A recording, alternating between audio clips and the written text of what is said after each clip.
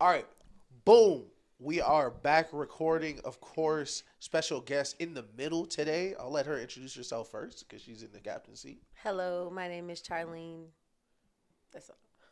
That's bro. What was that? What was that, It's like your fourth time on here. bro? Like you asked to What's come. up, y'all? You didn't even. What's up, y'all? It's your girl, There Char. we go. Yeah. Like, there we go. Like, Oh my god, that just made me so mad. I'm shy. listen, I want you to know everybody that come don't get to introduce themselves. There's a couple people that we had to take that from. What's up, y'all? Welcome. Shout out to Chris, man. Welcome to Daniel's MTV Cribs. Today we not at my house. Yeah. TV Cribs. Welcome back though. Episode 96. Who's number 96? Silver Siaga, Patriot D-line. Good gracious, that was nice. Good job. Episode 96 in the building. Please stop, like, subscribe, and comment. Let us know what you like about the show. As Ish always says, send it to somebody you don't like. If you hated the show, just send it to somebody you don't like and ruin their day. If you love the show, send it to somebody you love and make their day. It's simple as that. You feel me? Shout out to Charlene and the spot. We want to start by highlighting the spot. So if there are any events, if you just want to tell the new audience what the spot is, everything she's talking about is in the bio, Instagram, Twitter. Her social media will be in the bio, so go give them a follow. And Charlene, start with the spot and all of the great it does. So the spot is also known as the safe place for our tribe. We are a nonprofit that is creating emotional safety within the Black community. We actually just dropped our calendar for the year, but I'm going to tell y'all about a very key important date. Okay. So everybody knows about Thanksgiving. Yes. The day after Thanksgiving is Black Friday. On that Monday, we have Cyber Monday. And then on Tuesday is Giving Tuesday. So a lot of people don't know, but that Tuesday this year, December 3rd, is the day that on Tuesdays you're supposed to give back to a nonprofit of your choice. So consider the spot for your Giving Tuesday nonprofit. Again, December 3rd. I said say something about the spot. I didn't say make some shit up. I want everybody to know that Giving Day is a very real thing. That's a Listen, thing. it's almost tax time. So if you need that last minute write off, if you need a tax break, we don't know where to look. This might be a last regular tax refund. So if you want a break, make sure you donate to the spot. Are there like examples, like an Amazon list of things that you guys are looking to get specifically, or is it? No, we are taking donations. Because Cyber Monday, I'm buying a capture card. Well, we're gonna take donations. We're taking donations. We will take like Amazon gift cards. Okay. But typically just donations to help us with funding our programs, running our operations, and giving back to the community. We have a prom scholarship coming up. We're giving back. We're donating that's fire for 2 students to go fully to prom. That's hard. That's super fire. Things like that. If you donate, we can help get them shoes. Like y'all had a homecoming with? Well, if you want to, you can.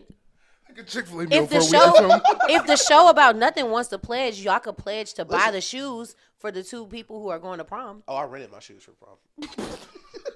Well, y'all could just pledge like a little donation just to get things going for Giving Day. Y'all can pledge to do their shoes. We'll definitely be in contact. So far, we have custom dresses, custom tucks. So like we're getting the things done: hair, nails, makeup, haircuts. If they got locks, we'll do all of that. Okay. So we're looking to fully fund 2 people. So if y'all, you kids still get corsages. If y'all want to, they do. So if y'all want to fund the flowers, the corsages, I can do that. Yeah, we can. The show about nothing. We'll make y'all a sponsor. Yeah, Hello, absolutely. Cool, do that. That's lit. Oh my For god, sure. I've never been a sponsor. My corsage is like $8. Don't worry, we don't let them pick. I got $8. I swear to God, I do. But. Yeah, man, we're really happy to be here. This was shout out to Nelson. We had a great episode last week. We had a great episode. Please go watch that after you finish watching this episode. Yeah, all right. Sure. Shout out Nelson. Great guy. I'm just gonna let everybody know that they talked about how they wanted Nelson to be here instead of me before we started recording. So that's why me and Ishmael just shared a look because they love Nelson so much. Like Nelson would never interrupt the intro. But you should watch that episode. Ish came up with a brilliant segment, and we're going to start that on the show about nothing. So Ish, introduce a segment, and I guess we can alternate the questions. Yeah, 1,000%. So as all great ideas come to me, I was driving on 20, zoned out. Like, you get in that mode where you're just trying not to die so much, and like you got the music playing, but you're really not listening. Exactly. Yes. So I was just thinking, I was like, man, we really should have something that was like unique to our unique guests. So starting now, of course, I love that Charlene's the first person we're going to be able to do this with. Starting five, same 5 questions for all visitors. We're gonna ask, just to learn a little bit more about them, and so just so our audience can as well. So I'll start, and I'm not gonna go in order on the board to confuse you. Let's go your favorite movie. My favorite movie, I have 2. My favorite movie is The Little Mermaid and The Wood. Which Little Mermaid?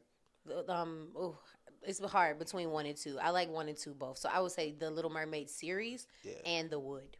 Okay. Is Halle Berry in the second one? Halle Bailey? Or is that like the cartoon ones? So there's a Little Mermaid 1, and Little Mermaid 2. 2. It's about her daughter. Reboot. There's a 3. There's a 3? There's a 3. And then there's the reboot, yeah, the live action. Disney really started chopping it at the end. I didn't know. No, 2 is the best one. But all right. Yeah. What is your favorite food? Hibachi or steak. Or steak hibachi. Okay. How are you cooking that steak? Medium. I'm an adult. She talked to Grace. She like hers well done. Grace like her well done. That's crazy. That is crazy. Yeah, I'm gonna talk to her. Oh my god! And we're not talking about the G6 that be on the show. No, not the other half of Grayson. Yeah, not the other half of Grayson. I knew who he was talking about. Yeah, your Grace. Yeah, my Grace is she act like she like her steak well done. So I'm telling you, we talked about it for like 20 minutes. I was like, you know that's crazy, right? Like you're shaking the table cutting that. Oh my god, boy, I get mad. Move on, please move on. I get mad for real. Boy. All right, number 3, classic on here. We do music, of course, and sports. Your favorite album?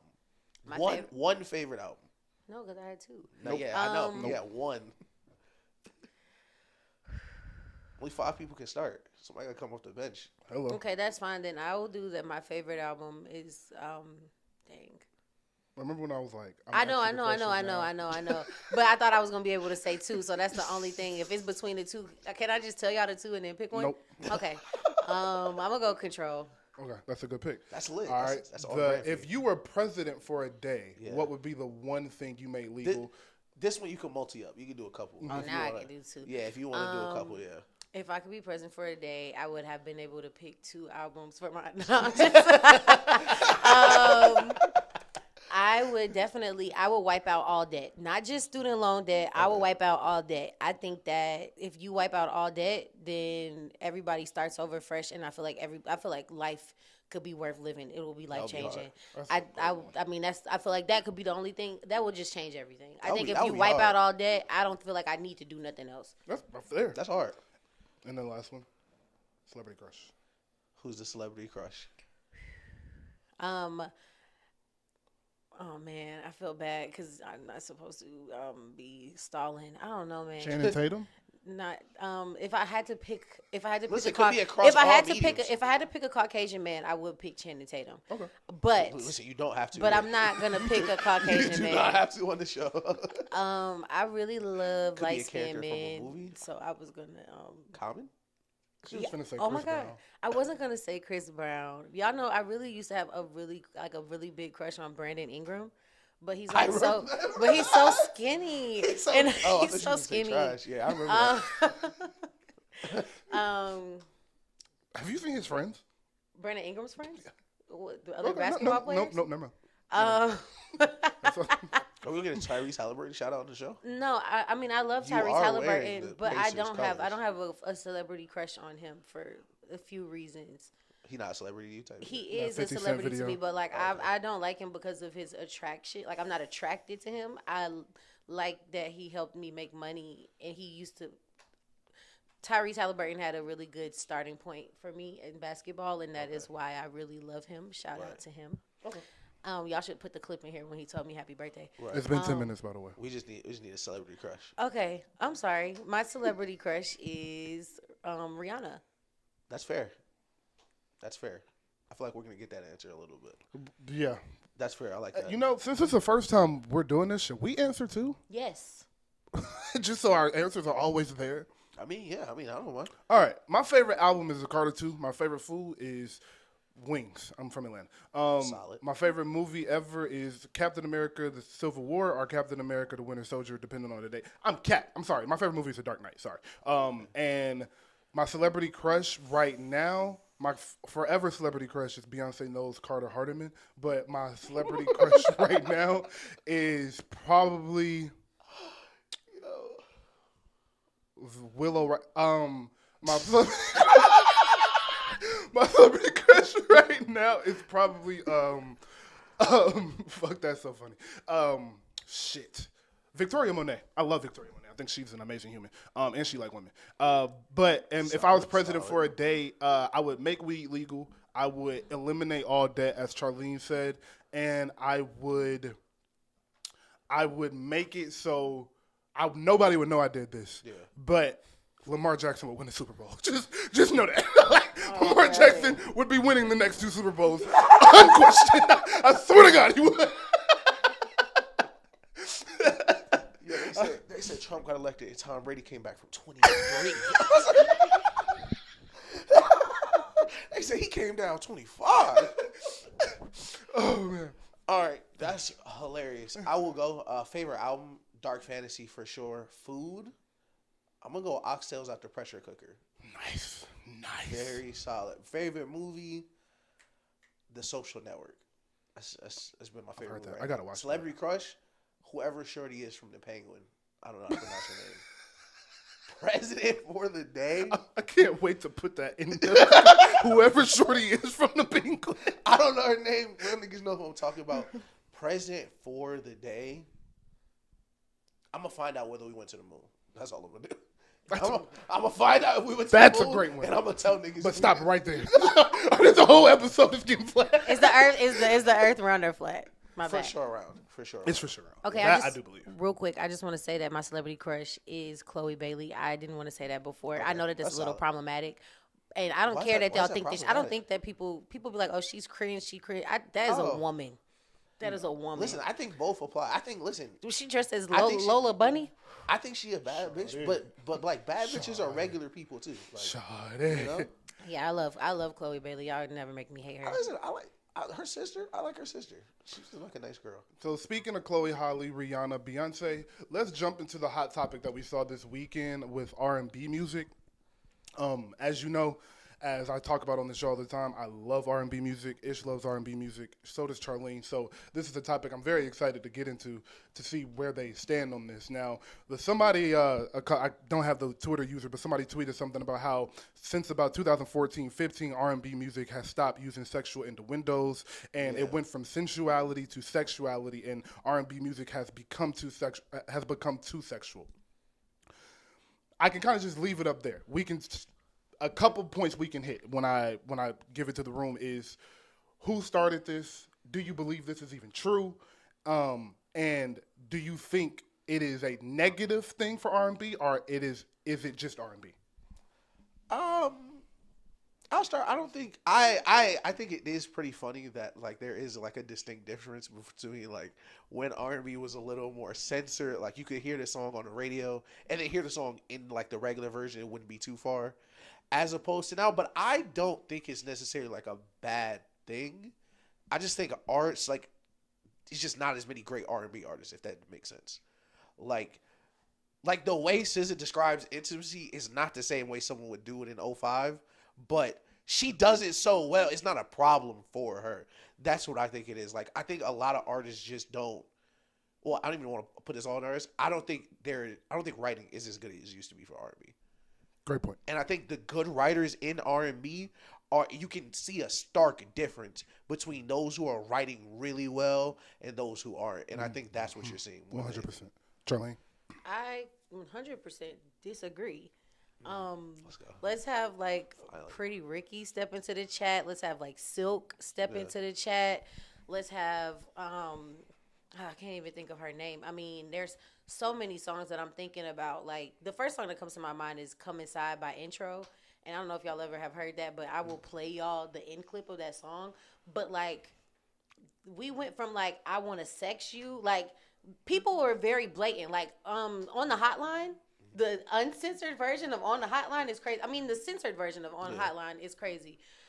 And I think that, like there's some crazy songs out there. Yeah. And I think that there is a sensuality, especially when you're mentioning people like Summer Walker and people like SZA who are like they're on the line. But like music used to be very openly sexual. Like Freak Me I want to sex you to like I think the songs used to be really like openly sexual, and I think that they are a little bit more sensual now. I do think there's innuendos, especially now, especially like with Victoria Monet.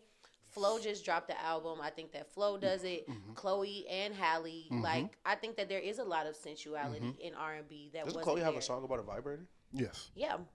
But it's also songs in there that are about masturbation that you can't really tell if you were 12 years old. Do you think I don't want to say male R&B drought, but like the male R&B drought kind of leads to that? Do you think because I kind of led that question. Do you think there's like the same dearth of R&B talent that there were, not even to say like 80s, 90s, 2000s, just maybe like early 2010s, early like 2005, 2009 or yeah, I do think it's the same amount of talent. I don't think it's the same amount of mainstream notoriety behind the talent. Absolutely. And that's where I think this conversation went left is, first off, I would just like to say I completely disagree with that tweet. I'm on Charlene's side. I don't think R&B lost its sensuality. I don't think R&B went overly sexual. Yeah. I think the R&B that gets pushed may be overly sexual. So 100%. You guys think that is all that is out there. Like Loyal by Chris Brown is one of the biggest R&B songs of the past 10 years, but that's not a reflection of all R&B music. Now, if we're going to pinpoint artists that started this, it would be The Weeknd and Chris Brown, 1,000%. Probably. 1,000% The Weeknd for sure. 1,000%.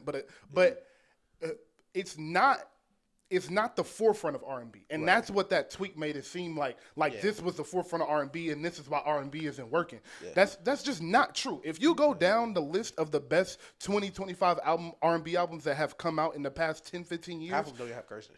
Some of them don't even curse, bro. Yeah. Like both the Frank Ocean albums, Jaguar by Victoria Monet, Mutt by Leon Thomas, go down the list, Algorithm by Lucky Day. All of these albums are phenomenal R&B albums, and they don't have overly sexual songs. Bryson Tiller and Victoria Monet have a song on Bryson Tiller's album where the whole song, they're giving you sexual innuendos, and they won't say the actual word and things of that nature. So that creativity is still in R&B. R&B just isn't pushed to the level that it used to be, so you're only finding the TikTok songs, the big songs, and that's what gets pushed. I was going to ask, it's crazy because I was thinking about this argument, like, because it's crazy how long we've been, like, talking music and stuff about, I forget what Young Thug it was, song. Was it Ski? Yes. And I was, like, talking about the TikTokification of music. And do you think, like, how R&B is viewed now, like, even just now, like we talked about, the biggest R&B song is Loyal, which is kind of like a hip-hop-y bop, like, pop song. It's more of a pop song. Do you think that hip-hop and other genres being kind of crammed in with R&B is kind of changing the way it's being viewed? Yes. We be so here. Go ahead, Charlene. You be yes to that, and yes to what you said, and that's like you said. I think that the R&B artists, they have like a different vibe. I don't think they want to be mainstream because people are like, oh, R&B is dead, and then like we have songs like Heart of a Woman that come out, and people's like, oh, R&B is back, and it's like. Summer Walker and SZA, it's not just R&B, and there's like a whole cast of women and men who are doing R&B. They're just not mainstream. They're not Chris Brown. They're not SZA. They're not Summer Walker. And you're not listening to the music, but the music is there. Ugly, like really messed up the R&B game for a little bit. Who? Them calling Daniel Caesar ugly and stop listening to his music was kind of crazy. Because Daniel Caesar made great R&B music. Like Freudian, wherever, however you pronounce that album is one of the best R&B albums that have come out in the past 20 years. And I mean that. Tyrone said that's one of his favorite albums. It's one of his best albums. It is amazing. Bro, ever. Like, bro, it's an amazing album. But I want to address your point about rap music because when I started going through the topics and thinking about what I was going to say, I was like, you know what? I'm surprised nobody has brought this up. Lil Wayne got a lot to do with this, and nobody want to say it. Lil Wayne got a lot to do with this, and I don't talk a lot about negative about bro, but Mr. 20 minutes. Mr. Pussy from 2011 to 2014 had a lot to do with this. Lil Wayne was the first nigga that got on rap songs and started talking about eating pussy, and then he started getting on R&B songs like Motivation and et cetera, et cetera. Yeah. And that when you are, because unfortunately, black music for them is wrapped into one thing. So R&B music and rap music are essentially in the same umbrella. Although they're completely different, they're in the same umbrella. So as you're talking about, towards the 13, 14, 15, 16 is when everything started to merge into kind of one thing. Yeah. And that that led to what people are talking about is happening on a mainstream basis a lot, which is not. But yes, rap, Lil Wayne specifically, had a lot to do with how people became overly sexual on songs. Pussy Monster era Wayne. My nigga. It's crazy. My nigga. Like, yo, listen, that nigga, listen, that was kind of crazy. Yes. That was kind of crazy. So, yeah, I remember for listening sure. to it, like, And man, I'm then in middle school. Like Crazy man. song. Yeah, Crazy like, But going into that too, on Lil Wayne, on Loyal, I think that also we talking about Loyal being one of the biggest R&B songs ever is also crazy because I think that also we are in a time where racism has a big part to play in it because it's like when black people put out pop songs, it's not R&B. Yes. It's pop. It's not pop. It's R&B. Right. Yes. That's not an R&B song. No, that is no. a pop song. No. Yeah. And there are a lot of these songs are pop songs, but they don't want black people to be pop artists. For sure. And that's a big thing that has to do with R&B, and that's why people are like, "Oh, R&B is back," because there's all of these pop songs that are categorized as R&B that aren't supposed to be. 100% agree. Yeah. 100% agree. I think I can't remember when this was, but I remember you like to tweet like the top 4 R&B albums for Frank Ocean Scissors, like today in 2024, Yes. and it came out a decade plus ago. Like Yes. it is kind of crazy how what counts as R&B, what doesn't count as R&B. I can't stand it. I do want to also point out something we always talk about when people bring up these. Well, it used to be like this. Yeah. Bro, revisionist history is a motherfucker. Yeah. There was never 10 superstar R&B artists. Yeah. At no point in time was there ever 10 superstar R&B. Y'all have revision in history because y'all's favorite artist was big to y'all. Yeah. Like, y'all, it was Usher, Yeah. it was Tank, and Mario, Keith Sweat, Yeah. and then Jodeci was the early 90s, and that's about it as far Trey as Songz. and Trey Songz. That's about it as far as male R&B artists. And of course, Chris Brown came later, but We might need to bleep Trace. he is a superstar. Might be need to, but there's not like there was ever a 15, 20 big R&B artists. It was always 3 or 4 at the top of the totem pole, and then the mainstream. Listen, guys. I almost got the pitchforks and torches brought to my crib when I was like, hey, listen, niggas be like, yo, I miss 90s R&B, and name 40 artists, and 20 of them be from the 90s, and then the other 20 be from early 2000s and the 80s. Like, what happens is we only remember the good. And that is why we look at it that way, because we remember all the trash R&B that was coming out around it. The same way when we look back at this in 20 years from now, nobody's going to remember all the trash music that's coming out right now. They're just going to remember all the good stuff that dropped. So a lot of it is just, looking through that tinted lens. Agreed. Does anybody have anything else to add to this conversation? No, I think that was good. All right, I love that. I think that was great. I got my points out. But yeah, to close, that's not true. I wonder what Nelson thinks. If you Oh, brother. Oh, brother. boy, that's too funny. That's too funny. But yeah, that tweet is just not true. Yeah. Please go find some R&B music. It's so much R&B That's music a out that fact. is great. That is not mainstream. Just go to the R&B tab on Apple Music and go through the artists. Justin Conrad, they're all good. And start listening to Daniel Sometimes Caesar, they're yeah. listed as Yes. alternative, but Boy, the way they categorize black people's music, that's crazy. All right, from one amazing genre of music to another, Can't Flog Not, Tyler, Doechii, we're going to hit all of that in this one little swoop. Bet. Man, first off, Tyler, you that guy, bro. That Flog Not Festival looks Listen, I will insane. be there next year. Built into the budget. Insane. Will be there. I don't care what it costs. Salute to Tyler, bro. That performance, the theatrics of the entire weekend was amazing. Javante was there. Yeah. He said it was just like unmatched. You can't even put into words what you really saw. But the performance on Amazon Prime, I didn't catch all of it, but I caught most of it. Boy, that boy can put on a show. Listen, that nigga can put on a show, man. It's crazy. What convinced me to go 1,000% is like I was watching and then I like put the headphones on and I heard the crowd. Listen, Tyler has like stan fans. Mm-hmm. Like if you're still with Tyler at this point, you've probably been a fan of Tyler for 10, 15 years now. Exactly. Like everyone that was at his set knew every word of every song. Every word, bro. Like, he was cutting songs off to change them, and they were still going louder than his mic. Like, super great concert. If you haven't seen it, it's still on YouTube. But crazy set list, and he said he's adding songs to his set list now too for when he tours again. But man, incredible show. Yeah, Microphone. I am a long-term Tyler stan. I sent Daniel the picture out to show you.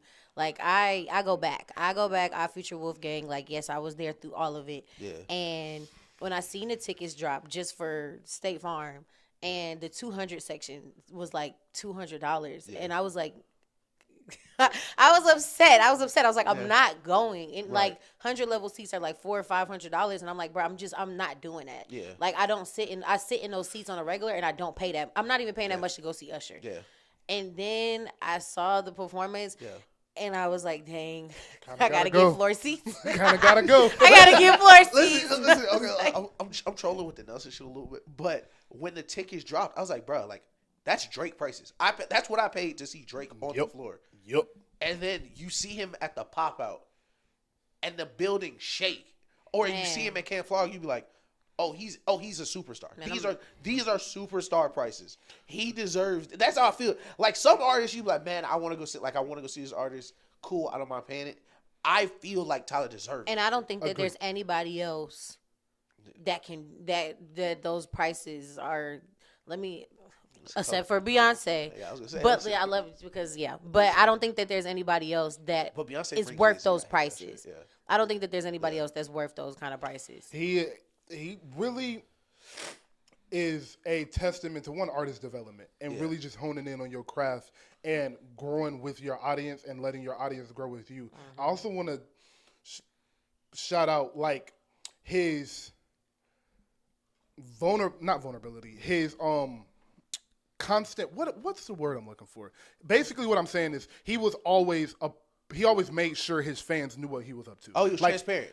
That's what the word I'm looking for. He was super transparent with his audience, and he always invited him into what he was doing, the process of it, and he talks about his art like he loves his art. And that goes a long way in making people want to listen to it because I care about this so much. Tyler is still posting about his album. Tyler is still posting songs, posting lyrics, asking people questions on Twitter and responding to them because he cares. He put his time into that. It makes him feel good that people are resonating with this and everybody's taking the song 3 or the whole album and saying, this, I identify with this. And you can tell when you make music like that, you're always going to have a fan base. And that's the next thing I'm about to say brings me to Doechii point. Once you add the performance aspect of it, you'll be rich forever because you always going to be able to go on tour. And that's what Doechii is doing right now. I don't know if y'all watched Doechii's pop-out performance or saw any clips from her just tour that she just got off of. Nah, I did. She can perform. Like, she's an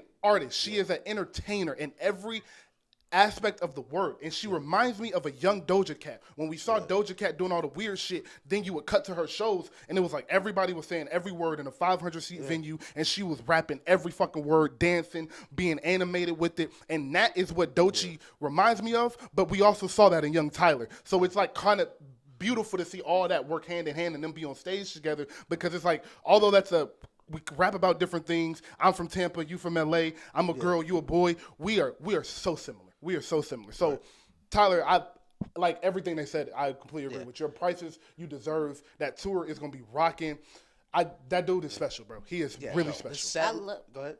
I was gonna say I just love that interview. I can't think of what it is, but like that interview where he's just like, he was just like, they weren't taking me seriously, and I was gonna show them that they were never not gonna take me seriously again. And like you said, the love is just there. Like, I think one of the things that he's doing that's so special is like you could go on he's posting comments that people are saying when they're reviewing the albums, and it's like those things like that. It's like he might actually read my comment. Like, he interacts with his fan base, and it makes you feel connected. It make you feel he care about what you're saying. And he always do things for the community. He always boosts other artists. There's so many other people who have benefited from what he's doing. Yeah, and that's what I love. Also, Doechii, I think that Doechii is one of them people. She came from TikTok culture. I mean, and she had big songs. I think it's so crazy because Doechii has huge songs already. And then she just had this breakout And I love that for Doechii because I feel like she's been needing her flowers for a minute now. Yeah, Doechii is probably like right now. I think she's might be the hottest artist in just up and coming music right now across genres. Sabrina Rap. Carpenter. She's second. Yeah, that's what I was. Sabrina's yeah, first. we could go ahead and have that conversation. I hate that she got nominated in that category with Chaperone and Sabrina Carpenter because one of them are unfortunately going to be her. But yes, she is. Well, I kind of because like she's already doing like major city venues. I mean, just like hot, like right now we don't know what Doechii's ceiling is. No. And I think that's she's one of the only artists right now where we don't know what her ceiling is because at the same week she was getting a shout out from Kendrick, she had a Katy Perry feature, right? Like Yes. she is crazy. She is checking a lot of boxes. And to your credit, when she came out for the Tyler on Cam Flog, it was a crazy performance. Yes. Every clip you've seen is a crazy performance. Exactly. Like it's really interesting to see what's next from her, but especially because she just dropped and it is so acclaimed already. Mm-hmm. Like I wonder how long she waits because I am already ready for another Doechii project as it is. Do you want to go? Or I go. You go. Oh, I'm interested in that too because she's on TDE, and you know TDE is usually slower with their drops. Right. So I'm wondering if with all of this hype that she is getting, if they all right, we got to speed her up. Right. And then to your point about I don't know what her ceiling is. Yeah. It's Nicki Minaj. I know y'all don't like me talking about her, but it's Nicki. She is everything young Nicki was. Like she can rap, she can sing, she's animated, she has different voices she uses, she has cadence, she can perform, she has the label behind her. Right. Everything young Nicki was, Doechii is right now. She can be the biggest female rap artist for the next 10, 15 years easily. And that's my thing, and it's crazy. Chill saying this, but you mentioned Doja Cat, you mentioned Nicki. So far, what we've seen with Doechii, she does not have any of their weaknesses yet. Because Doja Cat's weakness was her, like they say in basketball, off the court issues. Mm-hmm. Things that were going to sway casual fans. I'm not going to listen to she got some weird stuff going on, hanging around with weird people. Nicki Minaj, later in her career, worked with less people just because what was going on around her, too. Mm-hmm. We don't know what if she will have any weaknesses. So, her ceiling could be right there with them as being one of the biggest artists. And like you mentioned, she has SZA Lily right there. Kendrick right there. She is set up perfectly. But just to hit Tyler, you mentioned how long we listen to Tyler. I was definitely thinking about this while we was watching the set list, and she came on. And he does this thing with she where he doesn't sing Frank's part. The crowd will sing Frank's part. And I was just listening to it, and I was like, man, the absolute concentration of talent that was in Odd Future was just ridiculous. Just ridiculous. And I want to pose this to the question pose it to the room because I want to start asking people this question, especially because Tyler is as big as he is now. Frank is as big as he was. Earl, all these people shout out to Lionel. Shout out to Lionel Oh on boy, the Bear. I didn't know that he was on the Bear. I That's didn't put that together. That's how good of an actor he was. Together. Somebody was like, "Yo, Lionel going crazy." I'm like, "Is that Lionel?" Yes. Holy shit! But I think that might have been the most talented group we've ever seen. Yeah. Sid, Sid. Okay We talk about R&B. Yeah, Sid. Yeah, I'm okay with that. Them boys, that was ridiculous. That was the. It is very rare that you get a collection of talent, but also a collection of talent with direction. And that is what the difference was between Odd Future and everybody else. It's been hella niggas with talent. It's hella niggas I know that with talent that could probably be a rap superstar right now, but they have no direction, have no idea what they want to do. Right. 7, 8, 9 niggas having 8 different visions and all completing the vision and getting to a point where they are at the top or a B+ in their field is absolutely absurd. I can't remember.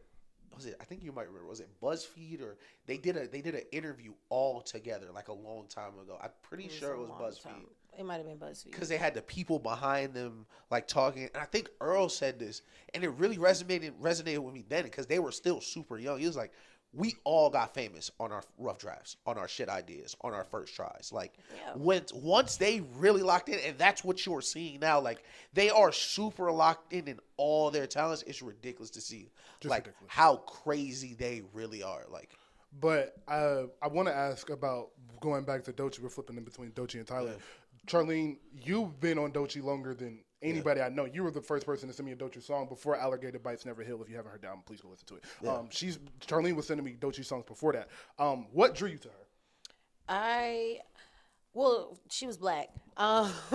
First of all, but then so Persuasive was like a big song. Okay. Yeah. Like she's so persuade. Like that was a big song. Yeah. And then she had SZA on it.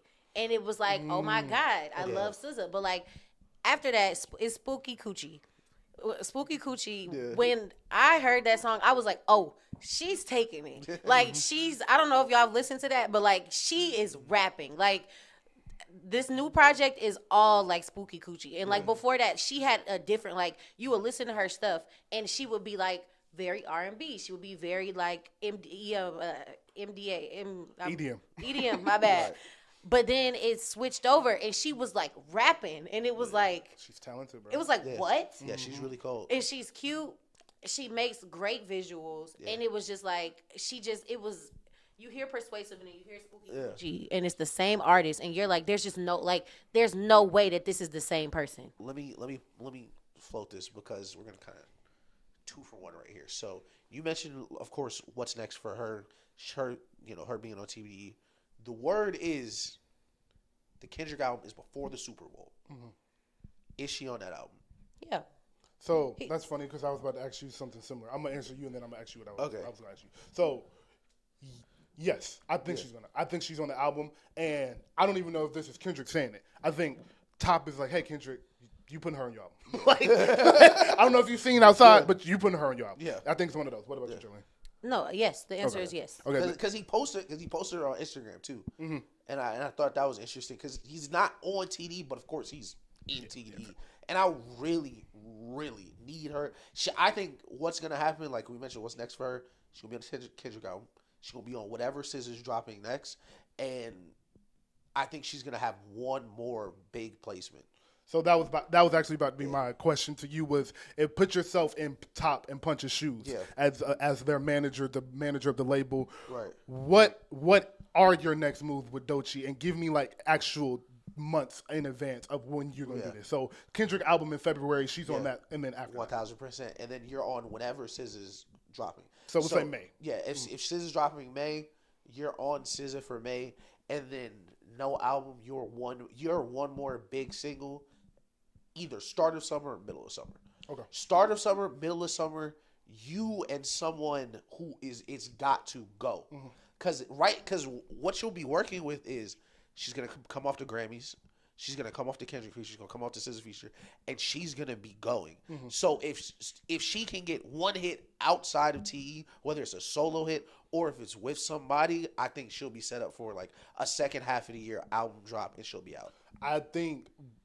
One thing, you mentioned it, but one thing I'm going to say is going to be very important is she performs at the Grammys. I think that's a very important step 1,000%. In this is the Kendrick album, perform at the Grammys, SZA album, and then song. And Charlene, I want to ask you this. If you're Punch, Top, Doechii, do you want the song you do that is the song of the summer essence? Do you want another girl on that song, or you want to stay Dolo right now? I think that she's going to have to bring in a feature. Yeah. I think she's going to bring in a feature. Like, I think that she has a big wave right now, but I think Song of the Summer, she got to bring in somebody like unprecedented, uncharted, like, and I mean, she's worked with she worked with JT. I would say, this is real crazy, it's going to have to be like a Doechii, Sexy Red, Doechii, Glorilla, or the three of them. It's going to have to be something like that.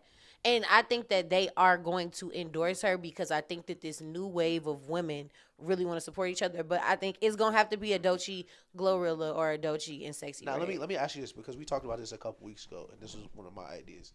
And let me kind of lay the groundwork for it. So, like, fast forward, like Daniel's question. We're in May. She's had the Kendrick feature. She's had the SZA feature.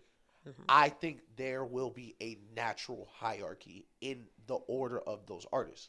I think Sexy Red, Glow will understand, like, her trajectory is crazy. So, like you said, they're gonna co-sign her. Or Lotto. Or Lotto. I should have said that. How do you feel about a rap group big three for women? A rap group? Yeah, like if the smaller artists, like we floated this a couple weeks ago. Like if like because we talked about Meg album, how Meg is still trying to learn how to make hooks really good, or like there's things that she wants to work on while she gets bigger. And Glorilla has like the opposite problem where she's gonna make amazing hooks. But like, how would you feel like if they did a mixtape? Oh, like together, like okay. I thought y'all was saying like if they form a group. Like I'm like no, like the fake group, like how Drake and Future are a group, like type shit. Okay, like a female rap alliance album. Like I think I think if they did Mana Leo, Flo Milli, Yeah. Lotto, Glorilla, Sexy Red, Doechii. Like, just and then you eight could throw songs. Meg in there too. Yeah. I think if all of them do an album together, I think that'll stamp them. Like, just take that picture that they did on Spotify. Yeah. Even if they get some Cardi B in there. Like, I think that if rap women came together and did something, they would all be set. I like the idea. The nerd in me is like, man, that shit ain't happening with no labels. But That's what I'm saying. You can do three. I think I think you can do three, like, where these are the three that are going to do the mixtape, but you can have, like, other features on it. But I would love to see, like, a Doechii Meg Glorilla mixtape. I will say I don't think Punches Land Doechii touched that. I think you would see Doechii. I would say Sexy Red, Glow, and Meg would be fair. the tape. I could see a Doechii feature, a Cardi feature, a Monaleo feature, a Flo Milli feature. But I think if it's gonna be a group, it's gonna be Glow. It's gonna be Glow and Meg, and either Sexy or Flo. Yeah. I think that also just it Shout could out be a Flo Milli, by the Doechii way. SZA. Doechii and SZA Lotto could do too. a really good album together. Who? Doechii and SZA. Yeah. And Yo. it would be like, I mean, Doechii would handle all of the rapping, but like there would be some No, crazy listen, R&B songs. There would be some crazy R&B songs That on could there. definitely be it. That could definitely be Man. like That would be Man. different. Yeah. But I want to ask you this, and both of you. Doechii does. We're talking about Doechii doing a song, and we're all right. For now, we'll say Glow and Sexy Red is who she chooses. I personally think that what she should do is, yes, she should use them, but on the remix. She just drop the song first and know she's getting them for the remix, kind of like what Meg did with Wannabe. And it was like, as soon as this song's drop, I'm already on Instagram with Glow, letting you know the remix is coming in 2 weeks. Right. I think that would be a great way. So she has the ability to stand on her own. So you're showing, I can do this shit by myself, but when we're all together, we just a little bit better. So I'm gonna show you both lanes. I think, do you think that's something she should do? Yes, but that was Meg and Glow, and then the remix was Cardi. Yes. So it was both of them on there. So I don't know. I don't know, because remix, I mean, it could be, because I mean, Rip Me Out the Plastic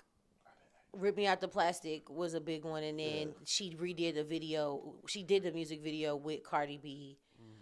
I think that that's something. I think that she could do that. Like, and I do want to take back that I said that she got to do a feature, because now that I'm thinking about it and I'm thinking about Lotto, I think that Lotto did a lot of big songs by herself, and then she started doing the features, and then she started doing the stuff. So I will say that I agree. She could do a song on her own and then get somebody on a remix. But I also do want to throw Lotto. If we're going to have that conversation, I think that Lotto should be in a running as somebody that she might do a song with. 1,000%. That would be big. And I just want to hit the other side of the coin. I would love a TDE posse cut and her be on it. Man. I would love a TDE posse cut with her on it. Especially because they've had the rumblings of, like, at the pop-out, they're all at the pop-out together, and then the video shoot. Like, introducing her as the newest to TDE. Schoolboy Q, Soul, Kendrick, Doechii, all together. J-Rock. Nah, that would be insane. I think, and then let SZA sing on the end of it. Yeah, because I think she is. I think she has like a lot to show pin game wise. That would bring a lot of those other side fans to it too. So I just wanted to throw that out there. Like, I would love to hear that too. And lastly, as far as the feature, now that I'm actually brainstorming this a little bit more, I don't know if I would do a feature. If I would do the remix, I still agree with that idea. But if I'm gonna drop my single in June, I'm not gonna do the remix till about end of July, August. Right. Because if we're following our plan, I'm already been seen with Kendrick. The last time you saw me was with Tyler. Then you're gonna see me again with SZA. I don't want to keep being seen next to people. Right. So I would want to separate myself, stand on my own for 2 or 3 months with a song, and then do the remix. Right. So that would be the little. I would also making call The Weeknd, who has an album coming out. I would also call The Weeknd, who has an R&B album coming out. All right, we love you. Anything else on Doechii and Tyler? All right, we love you both. That's all I got to say. We love you both. And I don't care what I got to do. I'm going to be at the Tyler Show. All right, next to more rap music and someone that likes to apologize. Mr. J. Cole dropped it's doing like... That's your boy, right? You ain't never heard me say that. J. Cole dropped a little mini audio series, and this isn't... I'm going to be full transparent. I didn't pay for this. I didn't listen to it. Yeah. This has really nothing to do with what he said. All I cared about was a subscription. You know where my man went as soon as I saw that he's paid $10 for this. Yeah. And I wanted to run this by you. So we spoke about... Charlene, audience, a couple weeks ago, we spoke about how the Instagram drops were getting funny, and and by that I mean Kendrick was dropping songs on Instagram. J. Cole has dropped 3 songs on Instagram. Drake. Every song Drake dropped other than Family Matters on the Beef was on Instagram before it was on DSPs. Yep. So you're seeing, and other artists are doing it, but those are the 3 main ones, and when 3 main ones are doing it, they're setting a precedent for something. So... I spoke with Ish and I was like, I'm not sure what's going on, but something that makes sense to me is if you look at the business models of everything right now, Netflix, gym memberships, everything is subscription-based. AMC stub members, Regal stub members, everything is subscription-based right now. So I've been telling Ish that I think music very slowly is going to a point where artists are going to have their website, jcole.com, and my album is coming out on August 25th, and you can pay $15 right here, and this is the only place you're going to get it. That $10 podcast is making me believe that is where we're going even more. Yeah. But what I think is really going to happen is something you spoke about 2 weeks ago. Exclusivity is everything. And getting to it first and being the first to something cool is everything. Yeah. So I don't ever think it's going to go. I think the marketing behind DSPs and the essentially free marketing behind DSPs is too great to completely do away with. Right. But I absolutely see J. Cole dropping an album on August 25th, and it's only in his streaming service until November 1st. And if you do that, now not everybody can do that, but the Beyoncés, the J. Coles, the Drakes, so on forth and so on, can't do that. Do you think that is something that is realistic, or am I just talking? 1,000%. I think not only is it realistic, whoever does it first is going to change the way music is sold. Because if they do it correctly, where your first week can be reported, it'll change the way music is sold. Because let's say Beyonce or Kendrick. Well, she did. Not to cut you off. Beyonce did with Wetter. Wetter. She sure did. Wetter. What is it? Cuff It Wetter. The remix that was off of TikTok. She did it. Oh, like the song? Yes, that song, the remix. I was a consumer because I wanted that song, and that was the biggest song at the time, and it was online. You had to buy it, and I bought it. Like not even on iTunes. You had to buy it from her website. Yeah, you pay for it. You had to buy it from her website. Right. Exactly.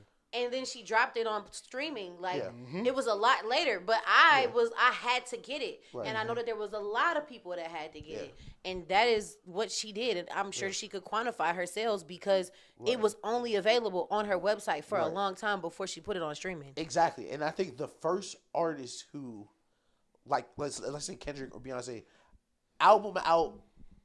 This is November. Album out December 1st.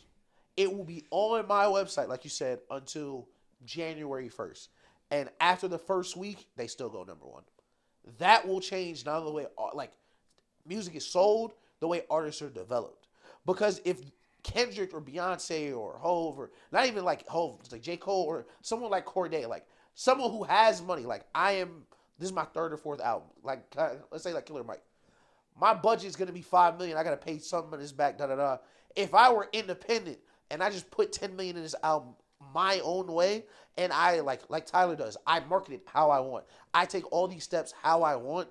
If I do a better job than the label, then I don't need the label anyway. And I think that is what is so important right now is you see all these labels cutting jobs. You see people like the industry is changing because a lot of people in the music industry weren't needed. Like A&Rs used to be a thing because music was regional. So like pre-internet, if I wanted to touch down in Cleveland, I would need to know. CD. Listen Literally, to them. I gotta call Charlene, who is out in Cleveland, who know Cleveland artists, who know who's popping, and say, "Yo, what's the word out here?" Now it's all on the internet. Everyone is connected. So all those A&Rs, we don't need y'all. All those people who were taking up space, you don't need them anymore. So it's more so like, what was the girl who's complaining that we were talking about? Ari Lennox. Like Ari Lennox. You know her name. Ari Lennox. Now more than ever, the onus is on you as an artist. Mm-hmm. Yeah. And the opportunities are there, and I think that is what's going to happen. Yeah. I think that is the next step where someone's going to go #1 Billboard for 3 weeks, and it won't be on Apple Music. It won't be on Spotify. Yeah. And I mean, you also have to compete with everybody else because there's also that random girl who just made a song on TikTok, and now she's famous. And she got the #1 song. Exactly. And you don't even, she was nobody last week. Yeah. And you also have to compete with that. I think people are also reverting back to CD sales. Because, like, Lotto is selling her CD, but, like, with Beyonce again, it was like, oh, buy my T-shirt, but it's also the album, too. Yeah, and now I got a CD. Where am I going to put it at? Right. Like, what am I putting this into? 1000%. We don't even have DVD players no more. But people are selling CDs again because now people need album sales. They want album sales because, and just not just CDs. This is a nasty sentence, but I was looking for the Sci-Hi album the other day, and it's not on streaming. Not on streaming anywhere. Nobody knows where it is. Is it on record? Nigga, like, oh, I got the album because I had it like on my laptop. Like I had actually downloaded it in 2017 whenever it came out. But like you said, how everything's subscription based. It's this theory where, like, as society progresses, richer people need more ways to, like, exploit people. So you stop owning things. You have to pay to continue to keep access to the things that you used to own. Mm-hmm. And that's kind of what you're seeing now. And I think people are rejecting that in a lot of different areas. And I think one place you're starting to see it is, like, movies in the movie theater. Like, people, used to be fine. I'm just gonna have Netflix. I see now more than ever people buying DVDs. My dad bought like 4 DVDs last month of like newer movies we wanted to watch, or like old Denzel movies, or like things people just want to have because you don't want to comb through 40 streaming services. Like, no, and you have to, it's gone, and then it's like, oh, we're taking this off, and then there's this one movie, and you don't have nowhere to watch it except for to pay $20 to rent it off of Amazon for 2 days. Right. And that's exactly, y'all killed everything I said. Y'all hit every point I wanted to. That was amazing. I thought of that because I believe that is the step that artists should take, because Ish says something that was very key in this, is that it puts pressure on the labels to give a fuck about you now. Because some things that the artist just hasn't realized, which is, again, why we always talk about rap starting a union and artists starting a union together, is the labels are nothing without you. Yeah. The labels have nothing to sell if you don't make songs. So if you're going to take your songs somewhere else, your entertainment somewhere else that is away from the label, and you show that it's lucrative, the label is going to have no choice but to get with you or get left behind. Yep. And it doesn't have to be everybody. It just needs to be 10 of the 25 people at the top. Yeah. And they do it for a full 2 years, and everything drastically changes. Yeah. Niggas did not release music on Fridays until Beyonce decided to do it. It's a few people that can initiate great change. And if they choose to do this, it changes music forever. Right. And it makes the artist richer. And there's also a lot of sloppy. If your first week sales is 855,000, and your album was $12. Yeah. See, that's what the problem. The promise of streaming did not fulfill what artists expected, because like there's a crazy clip, I think it's Matt Damon in like 2005 talking about how like music is going to be streamed soon, and the reason like music started streaming was because there were so many costs that you could avoid by streaming the music. You don't got to make the CDs, you don't got to ship them out, you don't got to sell them, you don't return, like all the other stuff that you have to deal with. But when you hear that, you think, oh yeah, that's more money for everybody. Somehow, artists ended up earning less money streaming their music than actually burning it to a CD and selling it. Yeah. So if I sell $200K on my site as opposed to $350 with the radio and the ad promo from a label, but I made way more through the 200, you're gonna see way more artists do that, because like what you're really noticing is, and I don't, maybe it's because I didn't like noticed it when I was a kid. Artists are way more clear that they're not making as much money as they should be. Yeah, because streaming, you don't get paid as much for streaming. Like it's like a fraction. That's why it's all of the the rappers always want to talk about y'all playing it on machines, because you have to get so much streaming to make the same amount of money.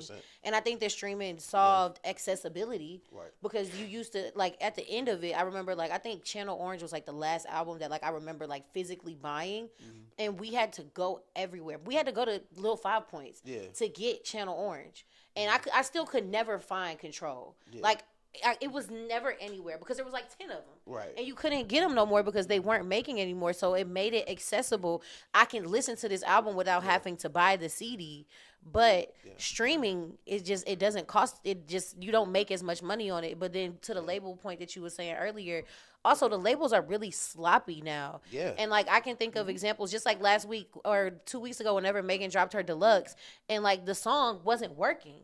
And she had to redo the song. And I'm like, what the heck? And like, I remember Nardo Wick, like his album, like the songs, it was like the same song 3 times. And like, oh, we have to re-release the album, or, oh, we got to go back. Like, and they do it real sloppy. Yeah. They always have to go back and change something on the albums, or like, oh, we had to re-drop this song because this something, or it was going on. And it's like, I mean, that wouldn't happen if it was on a CD, because you would have got it printed. It would have been everywhere. 1,000%. And like, what bothers me, and it's bothering artists the most, and you can see this as artists pull away from the labels, is it's not just Nardo Wick either. Like, if it was just Nardo Wicks or like little artists, like, fam, Drake drop an album and the Jay-Z feature isn't mastered. The Jay-Z track with Drake and Jay-Z, I can't hear those niggas. Come on. There are glaring mistakes. It's like, that should not happen. It's sloppy. It's 1,000% is. And you're seeing so many artists like, I'm just gonna do it myself. I'm just gonna do it myself. I'm not gonna be with a label. And like, the biggest artists now, they are the label in a way. Like J. Cole with Dreamville, Drake with OVO, and Tyler doesn't have a label that he's responding to. Like, this is always Tyler. So like, you're kind of seeing like, artists are so, it's kind of the same cycle where artists pop, and then a big chunk of them realize like, oh yeah, I'm not going to make enough from the label to just keep dropping music every 2 years and still be the same person that I want to be. Like, Lil Uzi is about to drop an album in a couple months again, because that last album was to get out of a deal. Like you mentioned Frank with Channel Orange. Like, he was one of the first that looked around like, nah, this shit ain't right. Like, nah. Yeah. Y'all got me fucked up. He looked around and was like, dead ass? Like, nah, I'm not doing that. He made Endless, got out of that deal, and then dropped Blonde, and Lily has not looked back. And to your point about artists not being able to stay lucrative and keep money coming to their pockets by just dropping albums every 2 years, about 12 minutes ago, I said something about how if you like the label, you don't want to have to put too much stress on yourself of being an independent artist. Learn how to perform. Yeah. I am telling you. 1,000%.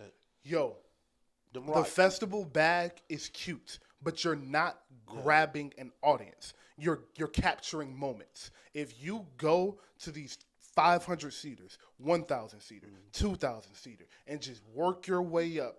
15 shows the first tour, 25 the next, 35 the next.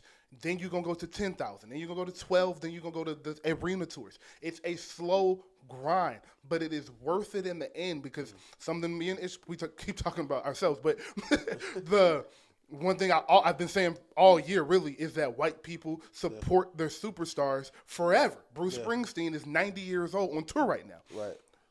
One of the reasons he was able to do that was because he built a fan base. Right. I don't want to sit here and act like black people won't support their own forever.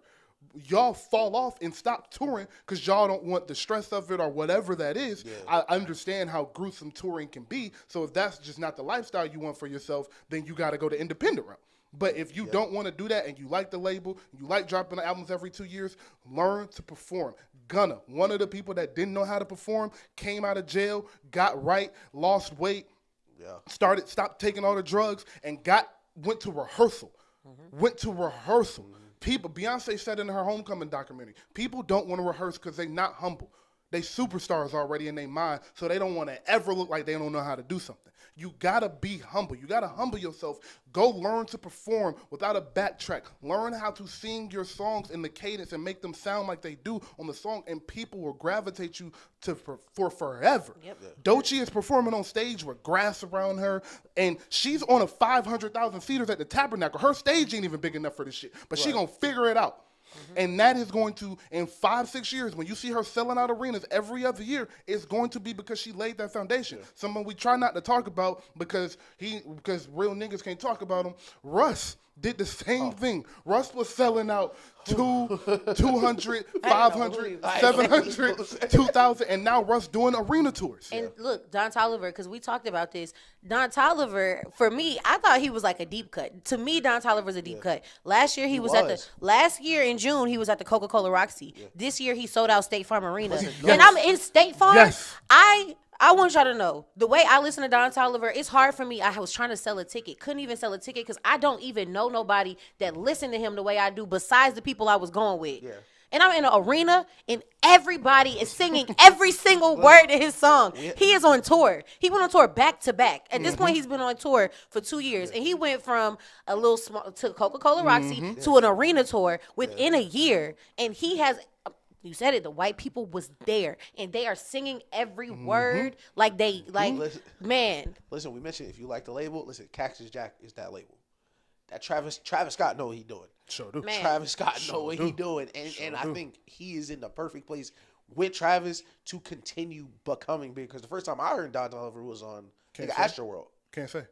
Yeah, on Can't Say. Yeah. I was like, yeah. And he performed that. Yeah. The show should have.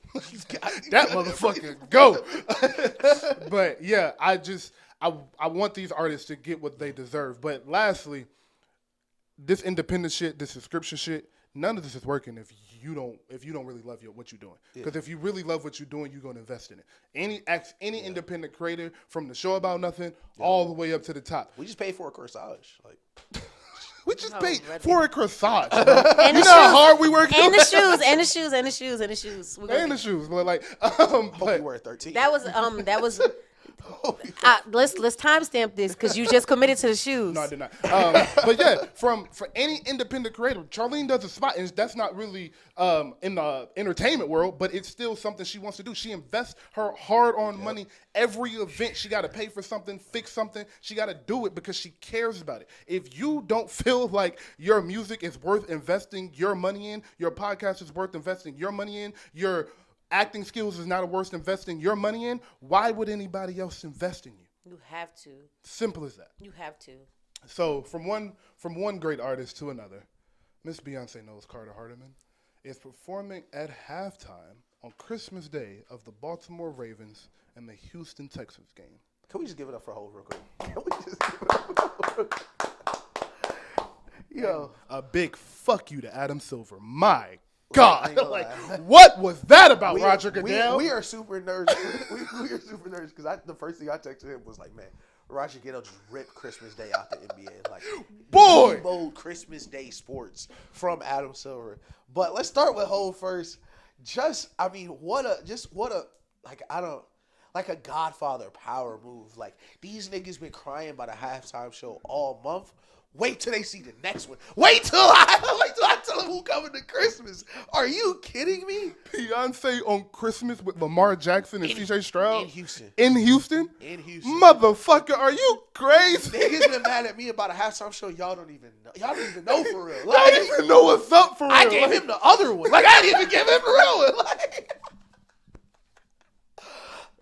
Oh, man. I love you, Beyonce. And this will be a Cowboy Carter show. So You think so? No, she said it. She said this is going to be the first time like we perform songs live from Cowboy Carter. Okay. So I hope they don't play the game. They should just let her do the album. They should just let her do the album. Fuck Lamar Jackson, dog. That is Beyonce. But yeah, I love Beyonce. I just wanted to say that this happened. Do y'all think she's going to bring out like Dolly Parton? She's bringing out Meg Thee Stallion. I could see her bringing out Meg or Dolly. Yes, yeah. I could see her bringing out Dolly. Yeah. I don't know though. Dolly expensive. Ooh, what if she brings out Travis Scott and they perform? What if she brings out all of the Houston? That would be tough.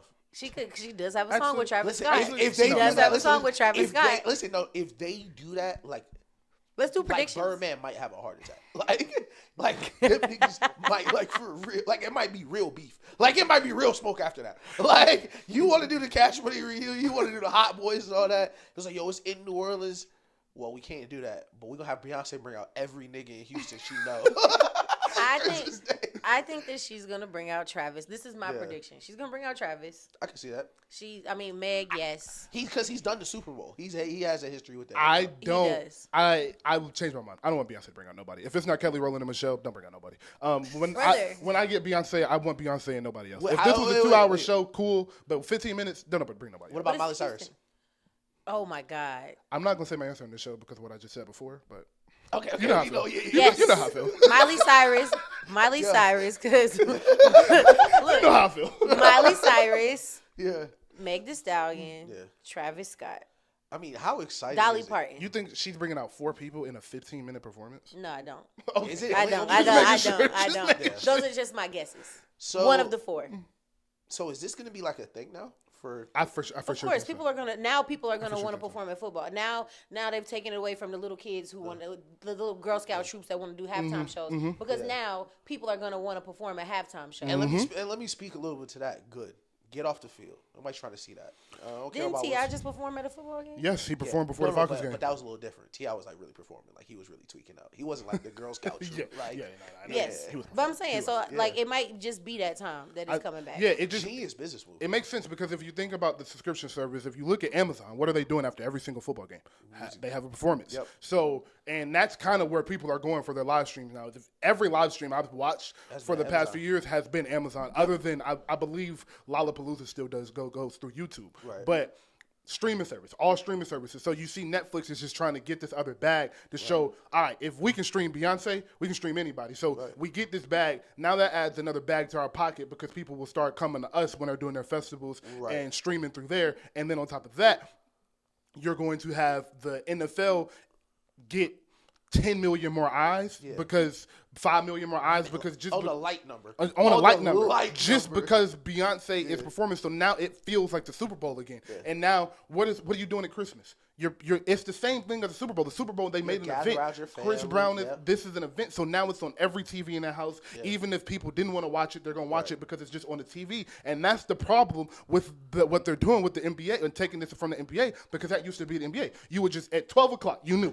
Cut on ABC and just let it run for the day, and it was going to be 10 NBA games on. Now it's NFL. You're going to cut on the NFL at 1 o'clock, and they're going to have 2 back-to-back games. They have Patrick Mahomes, the best player in football, next to one of the 3 biggest brands in football in the Steelers, and then one superstar female. Right now. They're good right now for some reason. Some superstar, the superstar of superstars in LeBron Jackson, and then a young superstar in C.J. Stroud, in one of the biggest cities in the world. Like, they just killed this shit. They killed this shit. It's really, we talk about, just like on the nerd side of sports, like how much the commissioners of these sports actually matter. Like, and when you're a kid, you really don't understand. Like, but now as we are older, like you can starkly see the difference between the NFL and the NBA and how they are managed. For sure. Because the NFL is just so far ahead in every single realm. And like when I was a kid, like you mentioned, fam, I was gonna wake up, crack as soon as the sun was out, I was gonna get a good breakfast. And by the time I was done finishing playing with my toys, that first NBA game won. Hello? Like, and not only is it the first NBA game, it's like, oh, that's Kobe Bryant. Oh, that's KG Duncan. Like, it was people we wanted to see. And they played mad hard. Like, they used to play like it was the Super Bowl. Like it mattered. Like we just said. Like you said, it feel like the Super Bowl. Fam, I'm not losing in front of Beyonce. Like, what? Like, you know how many people watching that game? It's like a Monday Night Football game times 8 million.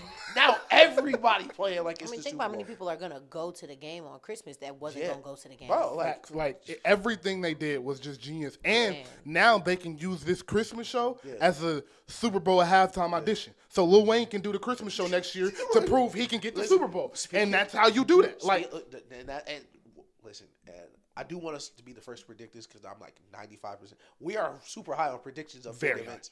Listen, when Kendrick comes out to do America Has a Problem to promote the Super Bowl show, I don't want niggas to be super surprised. Like, I will not be. So that's your prediction. I will not be. That's my prediction. I will not be. I think the show closes with Kendrick coming out promoting the Super Bowl. Wouldn't be surprised at all. Would not be surprised at all. That's fair. I want and listen, America Has a Problem. crazy And song. I mean, Beyonce. At this time. Beyonce, please. at this, like, that's what I'm saying. In this climate, like, Beyonce. yeah, I'm begging you. yeah. Please do not announce the tour after this show. Like, I swear. Listen, my pockets can't take it. Look, I gotta go to New York the next day. Please, just wait, girl. Please. Concerts alone will be two. Like, I don't even like y'all go to concerts. I'm gonna go to like maybe 4 concerts next year.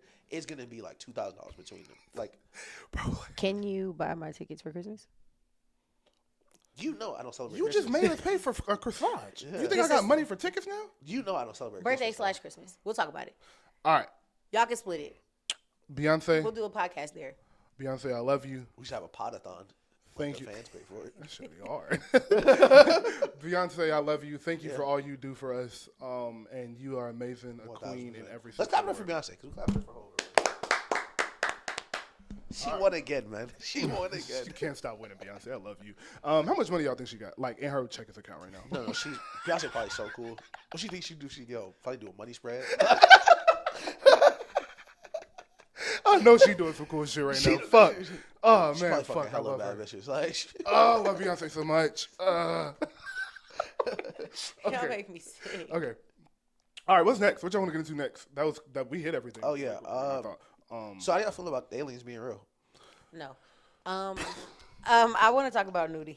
Okay.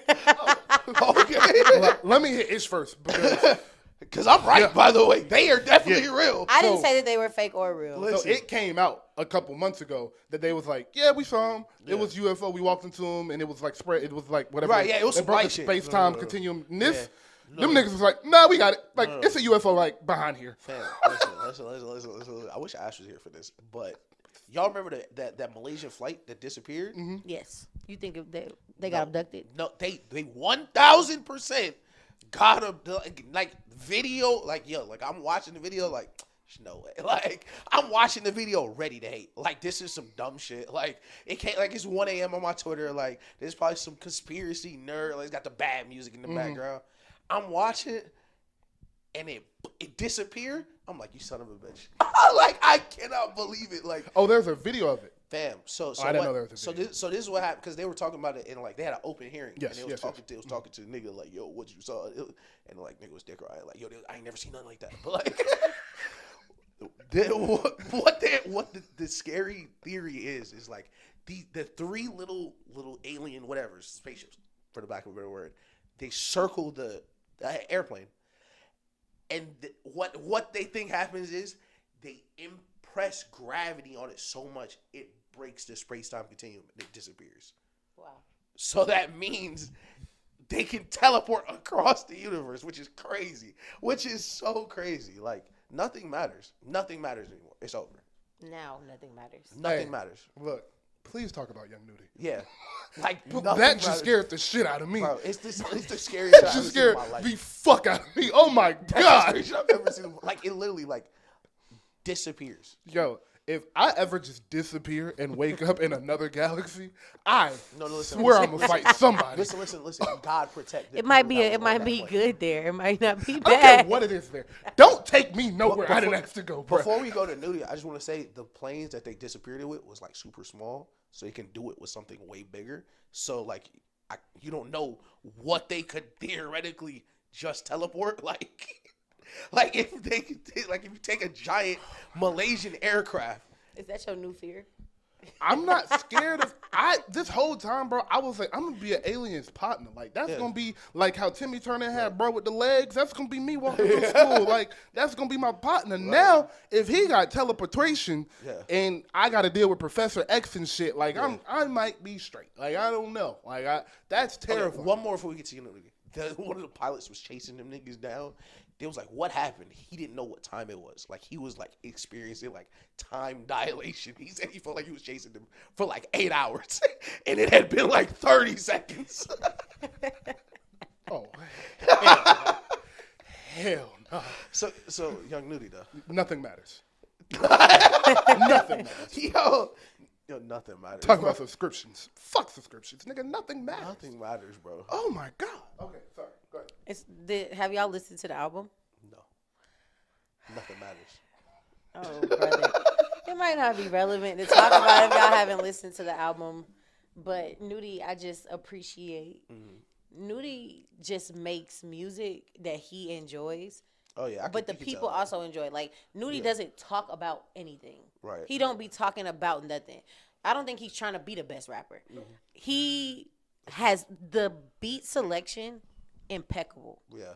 The music is impeccable. He just don't be talking about nothing, but he knows how to make a really good song. He knows how to pick a really good beat. I think he's one of those artists we like on here because he is comfortable being Young Nudie. He don't care. He's comfortable in that lane. He don't want to be more. Naming his songs after cool ass food, doing whatever he want. You know, yo, the album come out tonight. We gonna play it all at 8 p.m. in this random Atlanta. He dropped it on a Wednesday because that's when he wanted to come out. Yeah, like I definitely type nigga. Young Nudie definitely seemed like the type of he's comfortable in his artist identity. Yeah, he's complete, and that is like I love that because it's like he's not trying to be bigger. He's not trying to do all of this.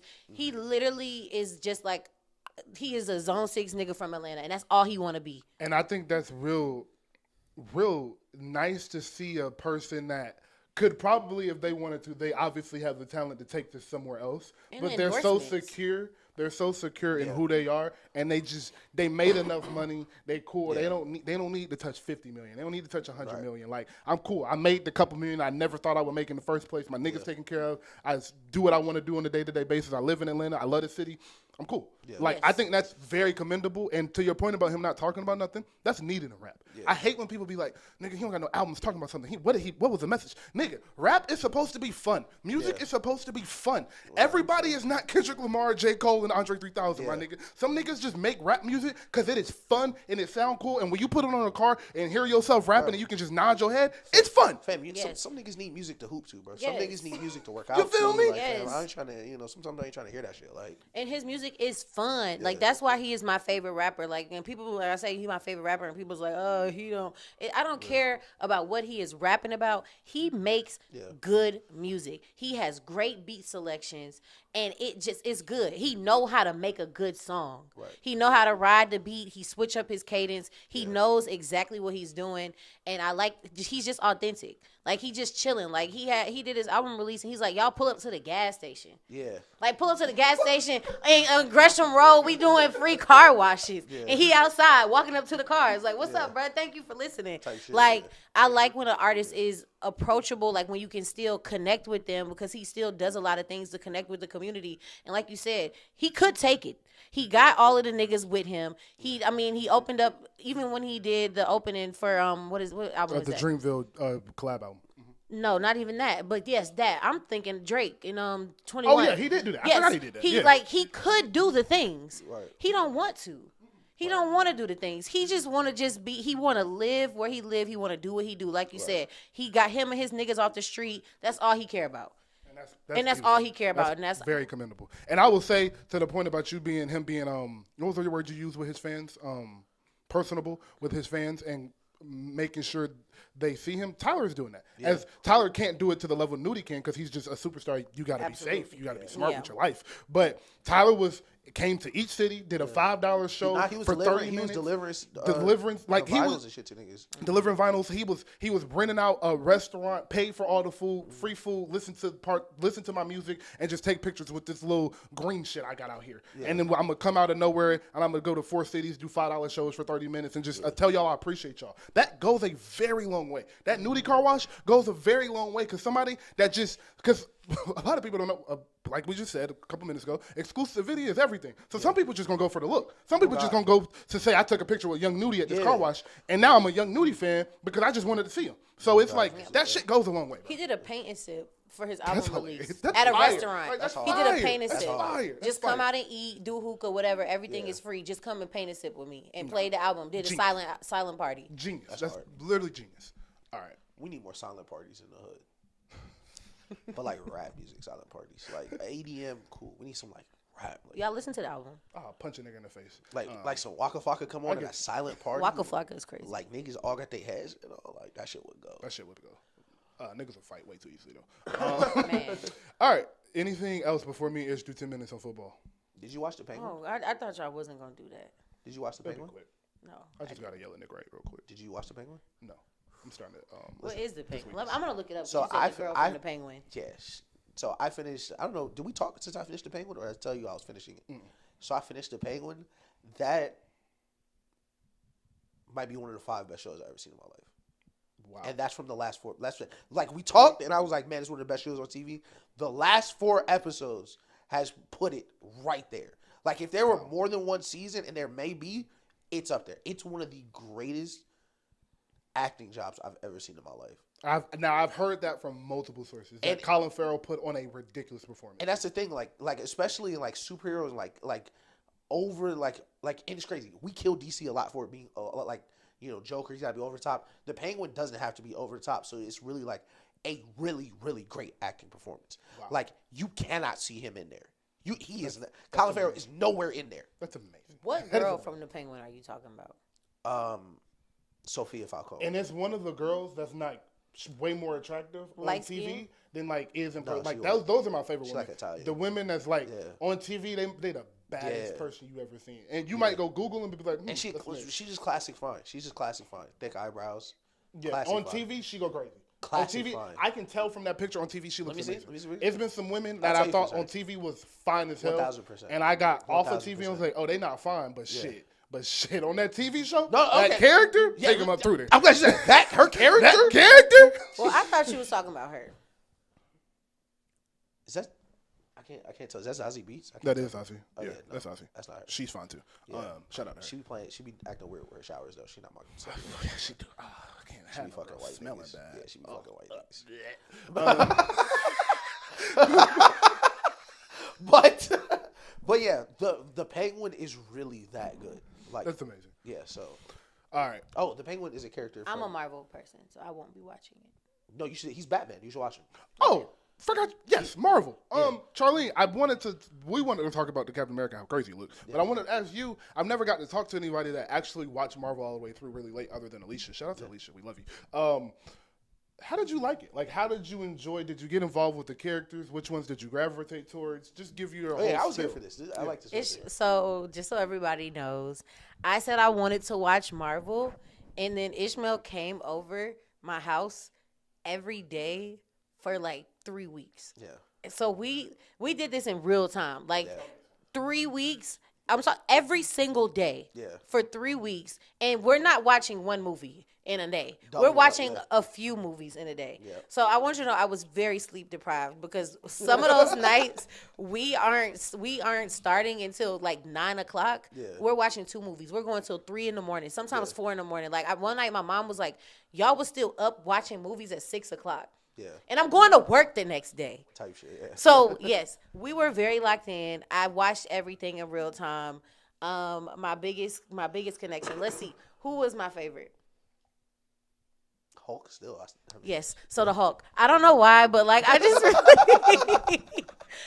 really feel him. Like I just feel like he's so misunderstood. So I love the Hulk, the new Hulk, not the old Hulk. First Hulk did suck, like y'all said. It didn't do good. Like the 2004 Hulk. 2004 Hulk. Yeah, I didn't. It was okay. I really like WandaVision. Very sad.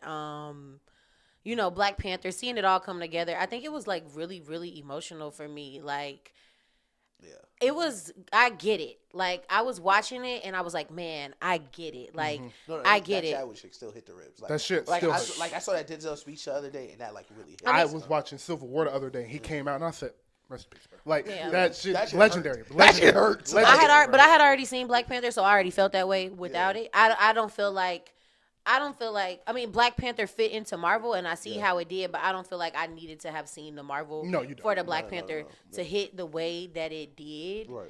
Guardians of the Galaxy is my favorite out of all of them. Yep. Like so if we talking like Guardians, that is me. Like all 3 of them, I think that they were all. Which one was your favorite?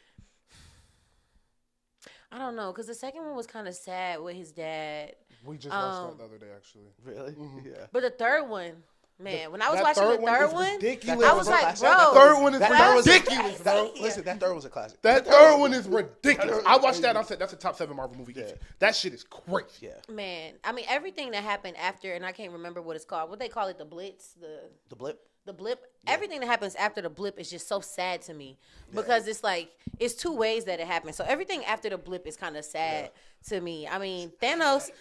Man, Thanos. let me because like on the other side, like I've seen all these. I wanted to ask, like, what is your like news perspective of Marvel coming out of this? So I want to like point out like moments like because I know when certain things are coming or like and I told her this, we were watching the first Avengers, I think. Oh no, we was watching Ultron. Okay. And the scene where they go back to Hawkeye house. There's a little Target and the stuff there, and I saw it and I was like, oh, and I remember because they smoked in Endgame. So we started watching Endgame and she was like, oh, there's Clint, like, oh yeah, and like they start disappearing. She's like, what the fuck? She's like, no, his family did not just disappear. There's no way his whole family just disappeared. Like, you know how crazy that was? No, I don't even want to go there. Yeah. That's And then we watched. What did we watch first? We watched one of the Avengers first. I think we watched Avengers first. Yeah, we watched the first. That's a good start. We watched the first Avengers first. Yeah. And then I had to go back. Yes, and then I had to go back. That makes a lot of sense. We watched the first Avengers first, and then we went back to the trilogies. And I was watching it all. The most heartbreaking thing for me out of all of the things. And, you know, yes, rest in peace to Chadwick, but more rest in peace to him in real life. The hardest thing for me is Iron Man. Iron Man dying. Yeah. Of course. The whole Iron Man series. Like, Iron Man, like, mourning Spider-Man when he was gone. And then Spider-Man mourning him when he was back. Like, that. That makes me so sad. Like, that makes me so sad. Like, Iron Man being gone, it breaks my heart. It breaks my heart we so watched bad. Civil War together. Civil War was super, guys. Man, Peggy. Yeah, salute to Peggy, man. Yeah, I love Marvel Universe. I think that is the one thing they do so much better than DC is mixing realism with superheroism. Exactly. I think DC goes too far into realism, and it's like, my nigga, this nigga is a half man, half robot. Yeah. It does not have to be realistic, bro. Like, good God, he's a Batman. His name is Batman. Why are you taking this so seriously? And just a quick sidebar, because these nerds was in my like Twitter replies, like the Batman. So like niggas was mad at me because I don't like the Batman like everybody else does. So I was like, you know what? Let me rewatch it. Because listen, I am open. Listen, I need to rewatch it too. I rewatched it, and the scene that made me the maddest made me more mad because I saw something I didn't see. Like, fam, don't ever send me no Batman with a parachute on. Don't send me no Batman scared of his fucking safety jumping off a building, bro. Like, he got a parachute on, bro. Like, that is not like that. You're too realistic. You're too realistic. A superhero being scared of heights is like, my nigga, what are we doing here? Bro, like, that's one of the jobs, bro. Like, that's if we were all superheroes and we were like, Charlene, come on, we gotta go to the roof. And she was like, I don't want to go. Like, that's part of the job. Yeah, you gotta be a superhero. Like, superheroes don't fight on the ground. Yeah. Yeah, but salute to Marvel. Yeah. I have two more things. Yes. Actually, three, because I want to tell you about Disney. Keep going. Okay, so first, I just want to say another one. Like, I also really love Doctor Strange. Yes. I think Doctor Strange is like crazy. Doctor Strange movies are the ones that are like that have me like, what? Yeah, tweaking. Both of his movies are really good. Yeah. And then the second thing is having all of the Spider-Mans come together. Oh yeah. I felt like a child. That was I felt like a fucking child. Go ahead. I was just gonna say, I think that Tom Holland embodies the Spider-Man character the best out of all of them, and the comedic relief, like that. Well, I don't want whatever Avengers it is. Is it Avengers or is it Captain America? When Spider-Man come in, Civil War. Oh my God! You have a metal arm. That is off. Like that is so. That was one of the top 10 moments. Like that whole scene, hilarious. Yes, Tom Holland, he just embodies it. Like I don't remember ever really, and we talked about it a lot when we were watching it. Like Spider-Man, he was actually a kid. Mm-hmm. Yeah, he was actually a kid, and it's not to say that Peter Parker and Andy, well, I can't say his name. Who cares? Go. But yeah, like it's not that they didn't, but like Tom Holland was so like they were 28. They were 28 trying to beat Peter Parker. It was so nostalgic, and it was so like, man, Tom Holland as Spider-Man, I love it. That was great casting. That was also sad when they had to forget him, but that was such a good movie. It was. It was such a good movie. I need to rewatch that one too. I haven't watched that so tough. I love that scene you're talking about. Underrated in that scene is him cooking Winter Soldier and Captain Falcon. Yes. First time in the real battle too. Like out there playing around. But I told her. Oh, I didn't. No, go ahead. No, you go ahead. Okay. You need to watch the Spider-Verse movies next. Oh, you haven't seen the Spider-Verse? Wait, which Spider-Verse? Boy, Miles Morales. Yeah, I haven't Them watched Miles two Morales. movies are Those are the best Spider-Man movies ever. I like, still have to watch easily Miles too. Morales. Yeah. I'm gonna go home and watch. Like Miles if Morales you second. surveyed 100 people, We can watch it tonight. Yeah, if you surveyed 100 people that love Spider-Man movies, I'll probably 85% to say those two are the best ones. Like that's how good those movies are. I left that second movie last year. Like I texted everybody I knew to go see that movie. Like that shit was. I texted Barry, Tyrone, and Ish immediately. Like please go watch this movie because if it gets spoiled, you're gonna be mad. Like man, that shit was fire. Did you watch Deadpool? Yes. I went to the movies. Oh, okay, nice. We went to see the first Deadpool together, back in high school. Listen, I'm going to tell you this story off mic. Okay. The people who was there is so Just fun. chill. So I did go see Deadpool and Wolverine, and that was really what sparked it. Is that we went to see Deadpool and Wolverine, and now they're in the Marvel universe, and I'm like, okay.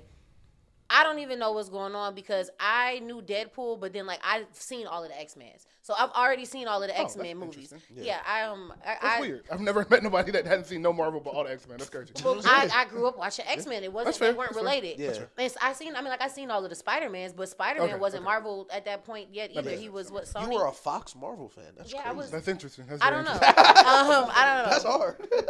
But I do want to tell y'all because y'all know I went to Disney for my birthday. Yes. Hands down, Guardians of the Galaxy, the ride. Best ride? It is the best ride I have ever ridden in my life. I think about it every day. Hard. Me, Nadeja, and Avery, we talk about it every day. Like the running thing now is like, do y'all want to go back to Disney so we can ride it? It's crazy. So I want to paint the scene like they're fighting. Yeah. First of all, they have Samuel L. Jackson like narrating the ride as you're coming up to it. That's hard. And it's like they have there's a new villain and we're trying to get him, they're trying to get him, so they call in the Guardians to get him. Yeah. And so we're in there and they're like, what are you doing? What are you doing? And the ride it spins on a 360. And we go through. It rushes us out. We turn backwards. It's playing Disco Inferno. Oh, that's hard. It's playing Disco Inferno. Burn, baby, burn. The whole ride is going. It's playing the whole song. So then you go back. Now it's on our TikTok feed. There's 9 different songs.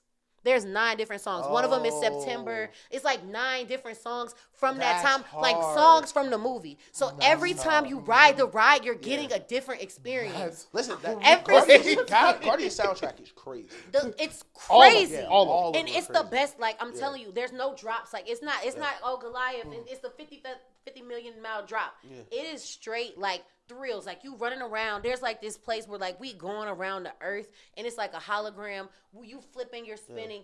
It is the craziest ride. I'm telling you that I would say let's get in the car and go to drive to Disney this weekend just so y'all can ride it. It is 1,000% worth it. I believe it's 1,000% worth it. I will also say, just because we're showing the Guardians love, Guardians of the Galaxy video game, amazing single player, very fun game. Marvel. I like the Guardians game. Definitely was way better than I thought it would be. Just because I was a fan of the Guardians, but I wasn't a giant fan. The character, you get a whole Guardian story still. Super fun. You should play. Super fun. Man, I think that when you understand something, it makes it so much better. Yeah. Because for sure. Nadeja has never seen Guardians, but she loved the ride. Right. But me and Avery, we're we gotta sit in the front. We're this is every single little thing. It was so beautifully built. When I show y'all the videos, y'all are gonna see all of because Disney, it's not just a ride. No, you are getting to the line. It's a real experience. It's crazy. It is the craziest thing I have ever done. Let me ask, because I haven't asked since I told you. Did you watch the Easter egg New Rockstars, the follow ups and stuff, That's the movies? So no, I haven't. Now, my nephew did send them to me, but I haven't gotten to watch them. I still have a lot to watch. I still got to watch Loki. Yeah. So I've only seen the first 2 episodes of Loki. So I do still have a little bit of homework to do. Loki's a really good show. Do you think Loki's the best show? Technically, yes, but I prefer season 1 of WandaVision over everything. But That's fair. Loki is the only show that's 2 seasons right now, other than What If. Yeah. So yeah, Loki. But Loki, WandaVision, right there, depending on the day, they both phenomenal. I prefer the second season of Loki though. The second season of Loki is crazy. Loki get really, really good, and it's sad. It gets sad too. Loki's sad. It's a sad ass movie. Yeah. And it helps you understand Deadpool more. If you've seen Loki. I gotta. But shout out to Marvel, man. Shout out to Marvel. Yeah. Really makes my yeah. day. I can't wait for this Captain America movie. That shit looks. It looks like they just remade Captain America Winter Soldier. Yeah, with a Red different Hulk plot. So was crazy, excited. though. Yeah, that shit looks insane. Are we watched gonna? She-Hulk, We right? all gotta go to the You movies watched together. She-Hulk, right? Yeah, okay. We can all go to the movies together now. This is my first Marvel movie as a Marveler, so I'm gonna know what's going on. You gotta come Thursday at 5 o'clock. We I'm won't be totally able to- fine with that. I I get off of work. I'm Marvel work. movies, I don't play. I go see the very first showing, and Because you don't want it to get spoiled. No, Listen, that I will would say make me mad. look, we should do the second watch together for sure. We should do the second. Daniel will go first watch together. Yeah, 'cause Me, you, and Taylor, listen, we'll that go first watch. I'd be fucking. Locked in. I don't even be laughing. Yeah, Fuck them jokes. That's the reason I asked about the new Rockstar stuff because like now that you know like all the Marvel stuff, your rewatches will be so fun because you're just gonna be seeing little shit that you should not be noticing, like things you didn't see the first watch. It's so many of those throughout all those movies. Like it's millions of things that you would have never like thought to look at. Yeah, the new Rockstars, motherfuckers, that crew is the greatest shit that's ever happened to YouTube. Like me and Taylor go watch movies, and then like the new Rockstars is essentially a part of the movie now. Like, I leave the movie and come home and sit there and watch the full video. 1,000%. It was that shit. They're cold, bro. Yeah. You just be like, what? Because a lot of stuff, even in, as much as I watch these movies, it's still shit that happens that I'm like, why is this or why was this important? And they'll explain like a character you may not have known that even mattered and shit like that. Like they're amazing. Yeah. They're amazing. The Dark Knight one is probably my favorite one. They have a Dark Knight one?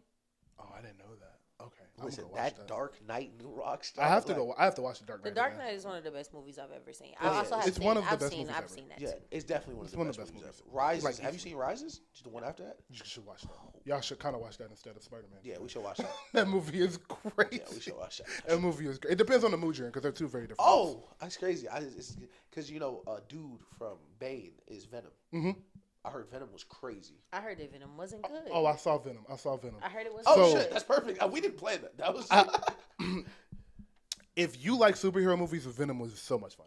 Like Venom has never taken it so seriously. Yeah. So the person that probably told you Venom was bad probably really likes movies. It was Azalea. And like that makes sense. That tracks. I love like Azalea, though. she like the movie isn't for like people that are looking to go see a really good superhero movie. It's for people that like Venom, like the comedic humor about villain, and want to see the end to the story. And if you wanted to see that, like I did, great movie. I had a great time. It did like 400 million. Like it did. It did great. Like yeah. it's Is it related to the Venom that came out in like 20? no. Or is it like the Venom that was It's the new trilogy. It's the of new Venom. one. It's the in new this one. new Spider-Man? Mm-hmm. So No, it's the there's not a Venom in Spider-Man yet. it was a Venom in Spider-Man and the Easter egg at the end of it. So yes. Oh, Yeah, you're she's right. talking about Yes, the him. post-credit Him. scene. That's Okay. him. Mhm, Yeah. that's Okay. the Venom. Yeah, I forgot you. I forgot Yeah, about post that. credit. Yeah, I'm like, damn. Yeah, you locked in for real. You locked in for real. Yeah. No, that's the reason I brought it up because she loves Venom. And Yeah, I, you should. I do. Yeah. Venom Like is that's great. not a Venom. Again, I watched all the Spider-Mans. Them So niggas like is in I my remember mentions, when too. Venom Oh, my came God. out. Like it's a TikTok about like what toy from McDonald's do you remember? I remember the Venom toys from McDonald's. Like I'm so The Venom Hive got so mad at me because there's like this clip of like when Venom was on Spider-Man, the Spider-Man 3, and niggas called him Venom Spider-Man, and a bunch of them were like, technically that's not Venom. My nigga, shut the fuck up. Like I'm gonna call him Venom, bro. when he's at the bar. You talking about the scene when he's at the bar? No, like the old Spider-Man movie where he put the Venom suit on. Like, Okay. yeah. Yeah, that's what a movie. When I was a kid, I thought that was the best movie that ever existed. But No, all right, he was really tweaking. He really tried to kill that nigga. Like, who was up with bro? For yeah, real, like, he was really He's finna tweaking. whoa, like Listen, whoa. it's not a lot of superhero movies with domestic violence in them anymore. Like that was a time. That was crazy. Like he put on the black suit and hit his girl like 20 minutes later. like what was happening, bro?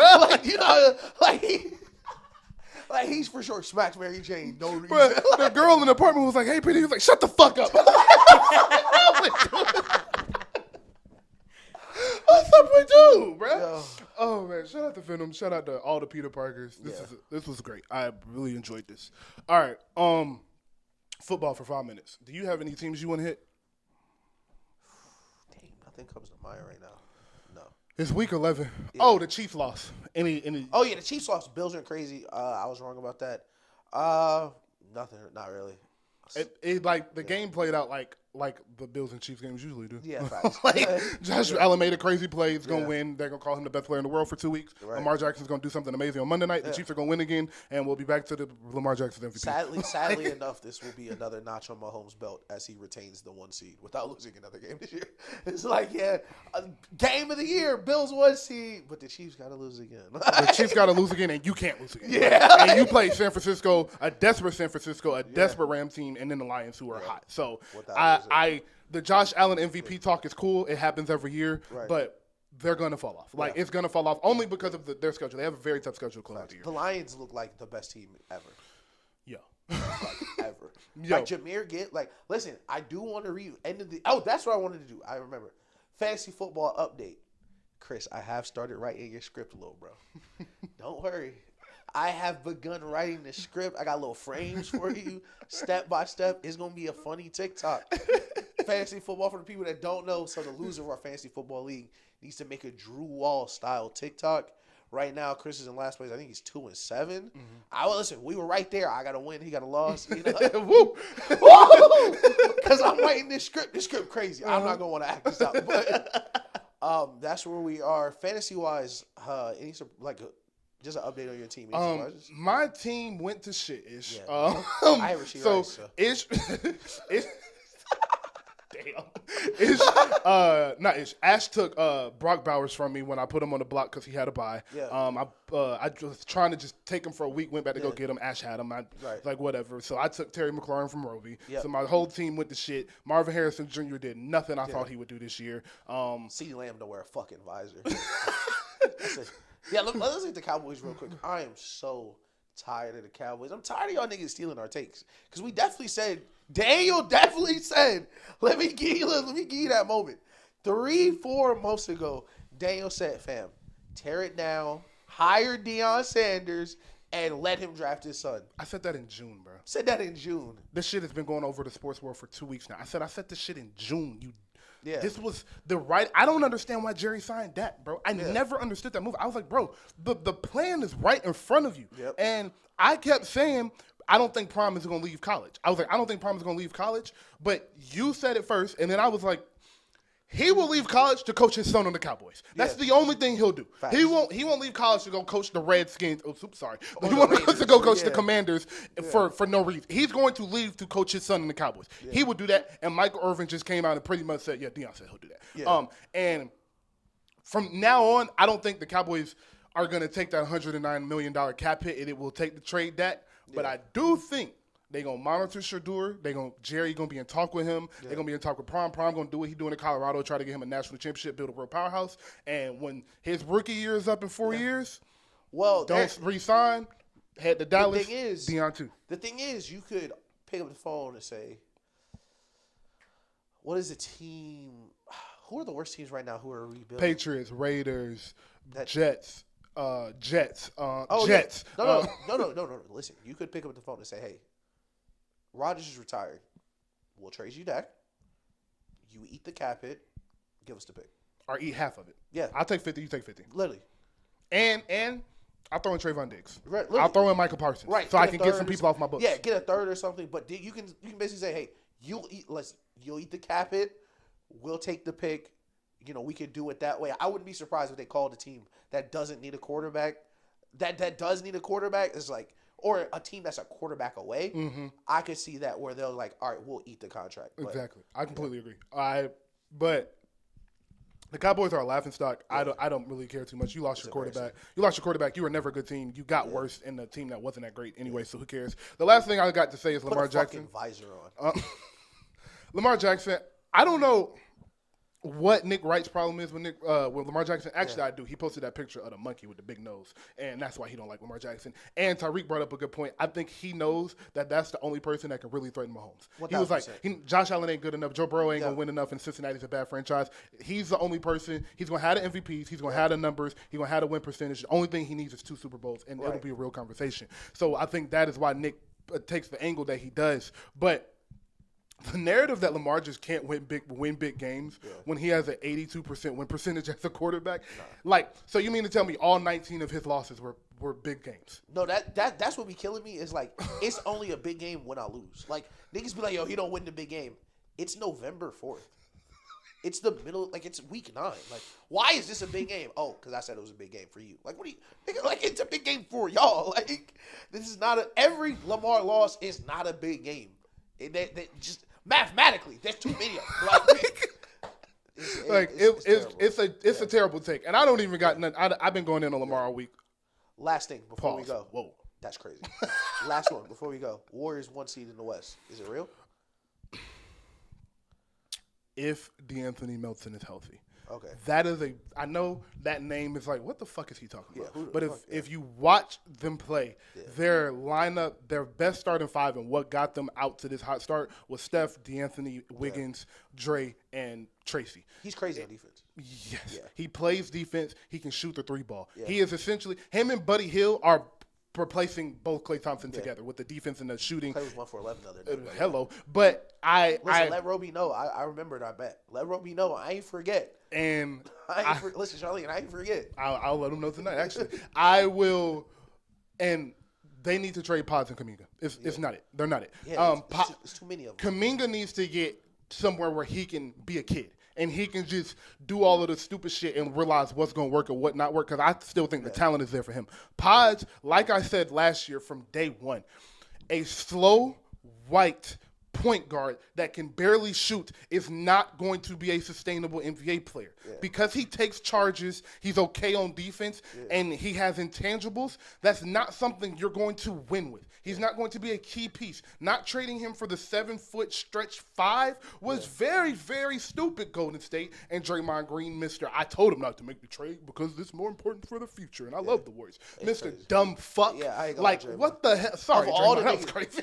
No, you're right. Because all the niggas in the world to punch, you punch Jordan Poole instead of fucking Pods? Are you kidding me? That is the most respect. Like, that is one of the most punchable niggas in the world. The way he played, that flopping around and all that shit. Yeah, I'm telling you. I'm so tired of watching him taking charge. I'm a Warriors fan, bro. Don't take another charge, bro. Play defense, dog. It be defenders behind. It be niggas behind him ready to play defense. Like, defensive player of the year behind you, about to play defense. You slide in for a charge. But I definitely agree. I don't know if this is possible. Bad teams do bad things all the time. I do whatever I could to get Brandon Miller there. Pods, Kuminga, pick for Brandon Miller. That's a good one.